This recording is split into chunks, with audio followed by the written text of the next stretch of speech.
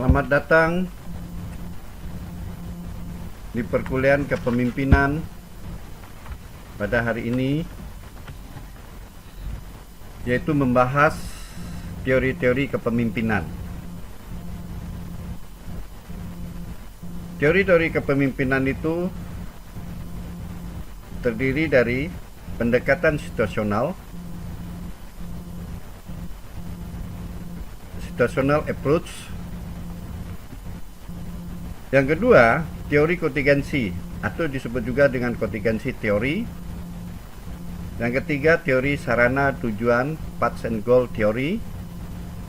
Yang keempat, teori pertukaran pemimpin, pengikut, leader, member, exchange teori, LMX teori. Teori kepemimpinan tim atau team leadership teori. Saat sekarang kita membahas yaitu pendekatan situasional atau situational approach. Fokus pada dua item, yaitu pertama kompetensi atau kemampuan yang dimiliki. Yang kedua yaitu komitmen. Dalam hal ini ada loyalitas, rasa tanggung jawab terhadap tugas, keinginan untuk melakukan yang terbaik, dan memotivasi untuk memberikan yang lebih baik. Pemimpin yang baik akan mampu menempatkan dirinya pada posisi yang tepat dalam menyikapi situasi yang dimiliki oleh pengikutnya, dan situasi akan melahirkan 4 konsensi yang berbeda di dalam situational approach, yang mana ada kompetensinya yang rendah, perilaku motivasinya tinggi. Jadi ada suatu 4 kuadran dalam hal ini, yaitu S1 kompetensinya rendah, komitmennya yang tinggi. Apa yang perlu kita sebagai seorang pemimpin, apa perlu yang kita dorong adalah yaitu yang dinamakan dengan directing. Bagaimana kita mengarahkan yang bersangkutan untuk lebih maju lagi, karena motivasinya atau komitmennya tinggi. Yang kedua, di kuadran kedua yaitu S2, itu komitmennya rendah, kompetensinya rendah. Apa yang perlu kita lakukan sebagai seorang pemimpin? Kita harus memberikan coach, sebagai coaching, yaitu pengarahan yang tinggi, motivasi yang tinggi. Di kuadran berikutnya S3, yang mana komitmennya rendah, kompetensinya tinggi. Ini perlu support, terus dukungan atau supporting daripada pimpinan, yaitu motivasinya harus kita dorong, pengarahannya sedang-sedang saja.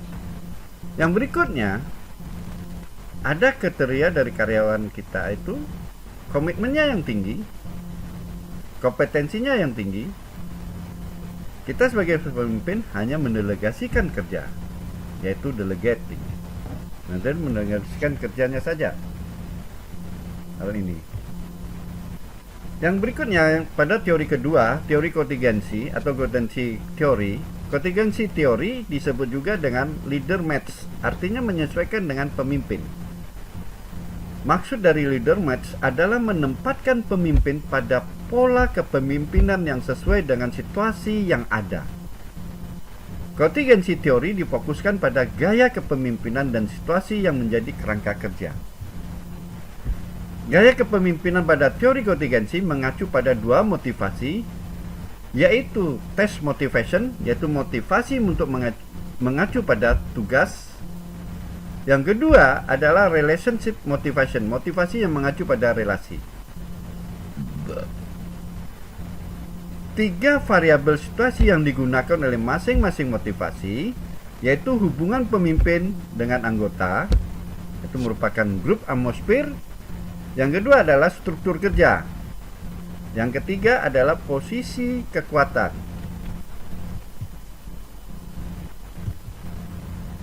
Yang ketiga adalah teori sarana tujuan atau path goal theory.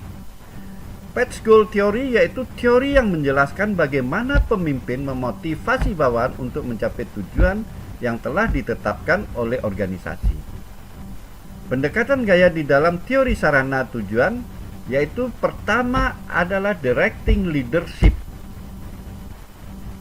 yaitu bagaimana sebagai seorang pemimpin mengarahkan anggotanya. Yang kedua adalah sportive leadership,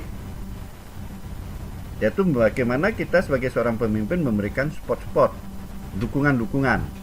Yang ketiga adalah participative leadership atau gaya partisipatif. Yang keempat adalah achievement oriented leadership, kepemimpinan yang berorientasi pada hasil. Teori yang ketiga adalah path goal theory. Path goal theory leadership mendefinisikan tujuan, mengklarifikasi sarana, mengatasi hambatan, menyediakan dukungan. Yaitu bagaimana pengikut menghadapi hambatan untuk mencapai suatu tujuan.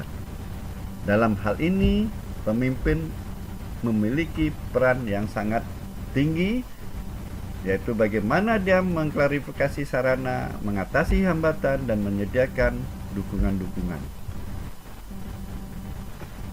Yang keempat adalah teori pertukaran pemimpin dan pengikut, Leaders Member Exchange Theory, atau disebut juga dengan LMX Theory. LMX Theory menjelaskan apa yang dimiliki oleh pemimpin dan pengikutnya dipertukarkan sebagai hal yang saling menguntungkan. Kepemimpinan ini setipe dengan kepemimpinan transaksional, yaitu sudah memiliki ikatan transaksional sebelumnya. Pemimpin menawarkan kepada pengikutnya yang sudah berada dalam organisasi untuk membuat atau menjalankan sebuah proyek dalam organisasi.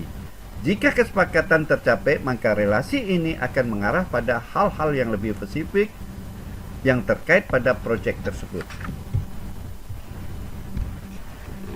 Yang terakhir adalah kepemimpinan tim. Team leader theory. Team leaders theory digambarkan dalam kehidupan sehari-hari, yaitu tim sepak bola.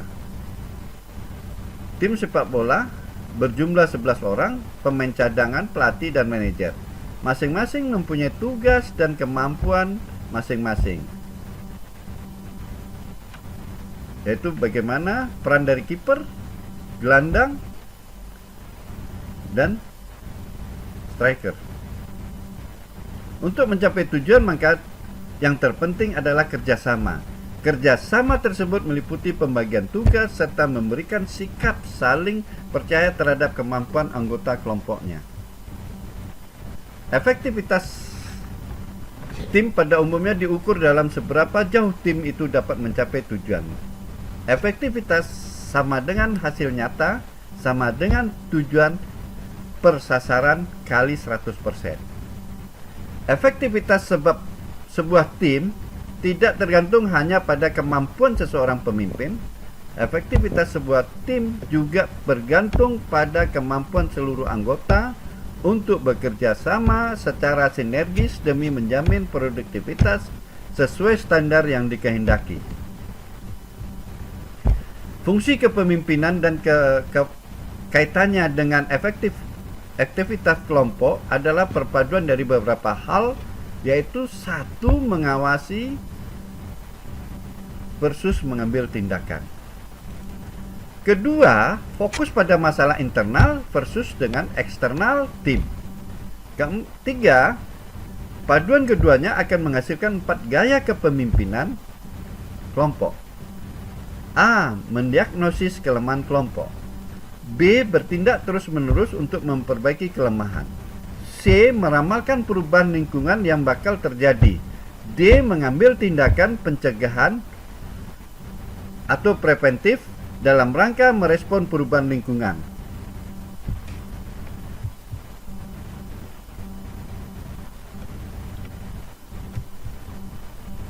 Kriteria tim yang efektif dan unggul. Pertama, tujuan yang jelas. 2, struktur yang terarah. Ketiga, anggota tim yang kompeten. 4, komitmen yang satu. 5, iklim kerja yang sama. 6, standar keunggulan. 7, pengakuan dan dukungan eksternal. 8, kepemimpinan yang berdasar. Pemimpin tim yang efektif adalah seorang pelatih, coach yang memberikan motivasi, membangun komitmen, dan mengatasi masalah koordinasi tim. Demikian materi perkuliahan teori-teori kepemimpinan pada hari ini. Semoga bermanfaat bagi kita bersama dan bisa kita aplikasikan pada dunia pekerjaan. Terima kasih atas perhatiannya.